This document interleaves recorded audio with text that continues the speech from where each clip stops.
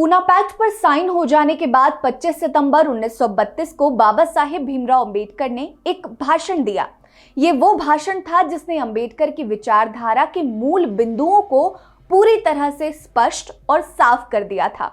बम्बई में एक हिंदू कॉन्फ्रेंस का आयोजन हुआ जिसमें अंबेडकर को भी जाना था। उसी कॉन्फ्रेंस के अंतिम सभा में पूना पैक्ट पर बाबा साहेब ने बहुत कुछ बोला। मैं कोशिश करूंगी कि आपको ये पूरा भाषण ज्यों का त्यों ही सुनाऊं। पूना पैक्ट क्या है और इस पर साइन करवाने के लिए क्या क्या हुआ, क्या क्या बवाल कटा, ये हमने आपको अपने पहले के वीडियोस में बता दिया है। आप चाहें तो उन वीडियोस को भी देख सकते हैं, डिस्क्रिप्शन में लिंक डाल दिया है। ये वही भाषण था जिसमें अंबेडकर ने महात्मा गांधी को धन्यवाद बोला था भरी सभा के बीच में। नमस्कार, मैं हूं आपके साथ रीटा और आप देख रहे हैं भीमसेना। हमारी वीडियोस को ज़्यादा से ज़्यादा शेयर करिए, सब्सक्राइब करिए चैनल को और कमेंट सेक्शन में कमेंट करके अपनी राय ज़रूर दीजिए। अब भाषण की शुरुआत करते हैं। अंबेडकर कहते हैं, मैं विश्वास करता हूं कि मेरे इस कथन में ज़रा भी अतिशोक्ति नहीं होगी कि पिछले कुछ दिनों में जितने विकट धर्म संकट में मैं रहा हूं, उस प्रकार के धर्म संकट में शायद कोई दूसरा ना रहा होगा। मैं असामान्य कठिन परिस्थिति में से गुजरा हूं क्योंकि मुझे दो कठिन रास्तों में से एक को चुन लेना था। मेरे सामने दो कठिन समस्याएं थी। एक ये कि मैं भारत के एक महानतम मनुष्य के जीवन को बचाऊं, दूसरी ये कि जिस वर्ग के हितों और स्वार्थों के संरक्षण के लिए मैं अपनी सशक्ति भर गोलमेज सभा में प्रयत्न करता हूं, उसके उन हितों और स्वार्थों की सुरक्षा को देख सकूं। मुझे ये कहने में हर्ष होता है कि सबके सहयोग से हम लोग एक ऐसा हल निकाल सके हैं जिससे महात्मा के प्राण भी बच गए और दलित वर्ग के हितों और स्वार्थों का भविष्य में किसी सीमा तक संरक्षण भी हो गया। मैं समझता हूं कि इस सारे प्रकरण में इस हल का बहुत बड़ा श्रेय स्वयं महात्मा गांधी को जाता है। मुझे ये स्वीकार करना चाहिए कि जब मैं उनसे मिला तो बातचीत में मैंने पाया कि उनकी और मेरी भावनाओं में कितनी ही समानताएं हैं, कितनी ही बातों में समता है। मुझे इससे बड़ा आश्चर्य हुआ। वस्तुतः जब कोई गुत्थी उनके सामने पेश की गई या सर तेज बहादुर ने उन्हें बताया कि उनके सामने बड़ी ही नाजुक परिस्थितियां आई हैं, तो मुझे ये देखकर अत्यंत आश्चर्य हुआ कि जिस आदमी ने गोलमेज कॉन्फ्रेंस के समय इतने विरोधी विचार व्यक्त किए थे, उसी आदमी ने दूसरे पक्ष का समर्थन ना करके मेरे पक्ष का समर्थन किया। मैं महात्मा गांधी का कृतज्ञ हूँ क्योंकि उन्होंने मुझे बहुत ही कठिन परिस्थिति से निकाल लिया। मुझे केवल यही खेद है कि महात्मा गांधी ने गोलमेज सभा में यही रुख क्यों नहीं अपनाया। यदि उन्होंने मेरे विचार के साथ उस समय ऐसा ही उदारतापूर्ण व्यवहार दिखाया होता तो उन्हें इस प्रकार के संकट में पड़ने की आवश्यकता ही नहीं होती। जो हो, ये तो अब बीते हुए समय की बातें हैं। मुझे खुशी है कि मैं आज यहाँ इस प्रस्ताव का समर्थन करने के लिए उपस्थित हूँ क्योंकि समाचार पत्रों में ये सवाल उठाया गया है कि शायद इस समझौते के लिए समस्त दलित वर्ग का समर्थन ना मिले।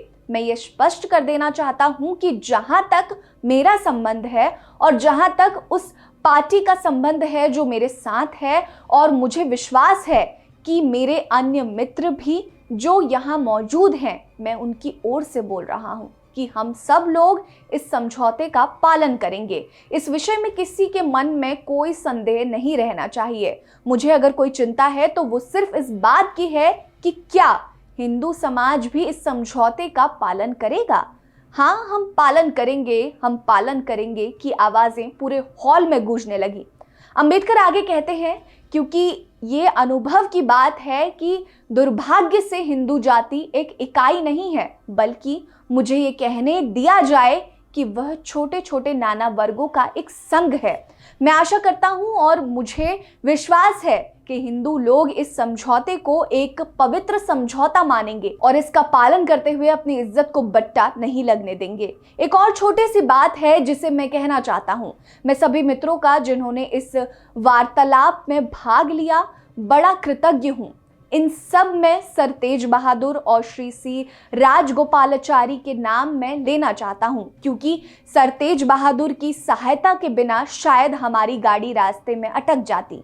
गोलमेज सभा के दौरान 2 वर्षों में उनके संबंध में जो अनुभव मुझे हुआ उससे मुझे ये स्वीकार करना पड़ता है कि यदि भारत में कोई ऐसा व्यक्ति है जो सांप्रदायिकता से ऊपर उठ चुका है, वो सर तेज बहादुर हैं। उनकी स्पष्टवादिता और न्यायप्रियता से ऐसे अल्पसंख्यकों को हमेशा सहारा मिला है जो भारत के नए विधान में अपने लिए संरक्षण खोजने में परेशान थे।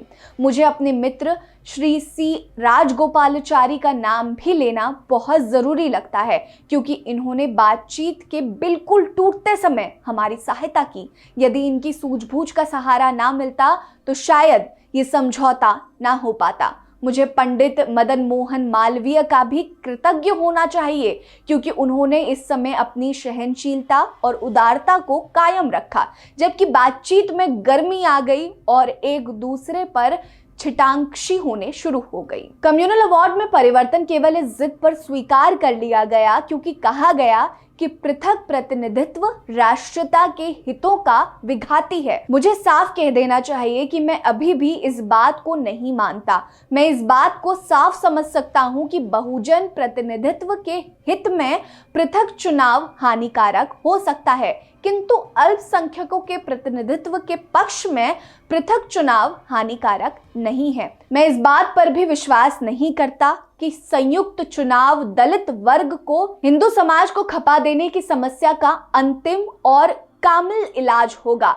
किसी प्रकार की चुनाव व्यवस्था मेरे विश्वास है कि किसी महान सामाजिक समस्या का हल नहीं हो सकती। इसके लिए किसी राजनीतिक समझौते से कुछ अधिक की आवश्यकता है और मैं आशा करता हूं कि आपके लिए ये संभव है कि आप इस राजनीतिक समझौते के ऊपर उठकर कोई ऐसी बात कर दें जिससे दलित वर्ग को समाज में सम्मान के साथ सामाजिक समता का दर्जा भी प्राप्त हो सके और उसे हिंदू समाज का एक हिस्सा बनकर रहना संभव हो जाए। इसके आगे अंबेडकर कोट करते हुए कहते हैं, जब तक दलित वर्ग अज्ञान के अंधकार में पड़ा था और उसमें आत्मसम्मान की भावना जागृत नहीं हुई थी, तब तक उसके लिए यह संभव था कि हिंदू व्यवस्था में उसके लिए जो भी समाज में स्थान निर्धारित कर दिया गया है उसे उसने स्वीकार कर लिया है। किंतु जैसे जैसे उनमें शिक्षा बढ़ेगी त्यों त्यों वे इन विधानों को बर्दाश्त नहीं करेंगे जो मानवता के विरुद्ध हैं और उनके हिंदू समाज से दूर चले जाने का खतरा बढ़ाते चले जा रहे हैं। अतएव मैं आप सभी से प्रार्थना करता हूं कि आप इस बात में भूल ना करें और इस संबंध में आपको जो करना आवश्यक प्रतीत हो वो करें, उसमें विलंब ना करें। ये भाषण अंबेडकर ने दिया था जब पूना पैक्ट साइन हो चुका था। ये भाषण मैंने आपको ज्यों का त्यों सुनाया है। अब अगर आप चाहें तो मैं एक सार आपको बता सकती हूँ। दरअसल पूना पैक्ट साइन करने के बाद बहुत सारी गुत्थियां ऐसी थी जो सुलझ नहीं पा रही थी। अंबेडकर की विचारधारा के बारे में कोई बता नहीं पा रहा था कि आखिर अंबेडकर अब सोच क्या रहे हैं। लेकिन अंबेडकर ने दलित वर्ग का सपोर्ट कभी नहीं छोड़ा। उन्होंने कभी भी समाज के अल्पसंख्यकों का सपोर्ट नहीं छोड़ा। उन्होंने हमेशा उनके साथ बने रहे। हालांकि महात्मा गांधी और अंबेडकर के बीच शुरू से ही बहुत विवाद था।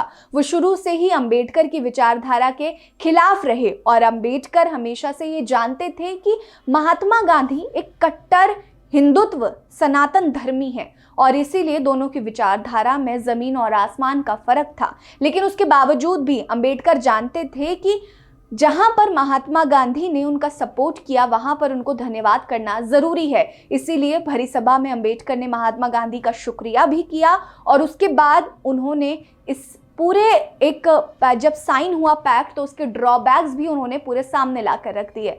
मैंने कोई भी बात इस पूरे भाषण में अपने आप से नहीं जोड़ी है। ये भाषण मैंने आपको ज्यों का त्यों ही सुनाया है जो अंबेडकर ने खुद उस सभा में बोला था। ये पूरा का पूरा भाषण एक किताब है, उससे रिसर्च करके निकाला गया है और आपको वो भाषण पूरा ऐसे का तैसा ही सुनाया गया है। इससे हम ये तो कह सकते हैं कि अंबेडकर की विचारधारा शुरू से ही बहुत क्लियर थी। उनको पता था कि उन्हें समाज सेवा तो करनी है, उसके साथ साथ किसी को हानि नहीं पहुंचानी है। कहते हैं कि महात्मा गांधी अहिंसा के पुजारी थे, लेकिन उनसे बड़े अहिंसा के पुजारी बाबा साहेब भीमराव अंबेडकर थे। आपको क्या लगता है, क्या बाबा साहेब ने महात्मा गांधी को धन्यवाद कहकर सही किया या नहीं? हमें कमेंट सेक्शन में कमेंट करके जरूर बताइएगा। बने रहिए हमारे साथ। नमस्कार।